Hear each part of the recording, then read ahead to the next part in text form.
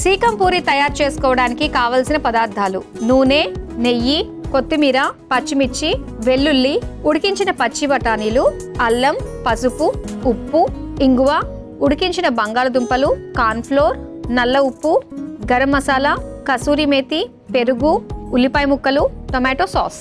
Bread పొడి. సీకం పూరి తయారు చేసుకునే విధానం: ముందుగా స్టవ్ ఆన్ చేసి ప్యాన్ లో ఉడికించిన పచ్చి బఠానీలు, పచ్చిమిర్చి, వెల్లుల్లి రెబ్బలు, అల్లం ముక్కలు, ఇంగువ వేసి వేయించుకొని మిక్సీ జార్లోకి తీసుకుని చల్లారాక మిక్సీ పట్టుకోవాలి. ఇప్పుడు ఒక బౌల్లో పెరుగు, ఉల్లిపాయ ముక్కలు, నల్ల ఉప్పు, కొత్తిమీర వేసి కలిపి పెట్టుకోవాలి.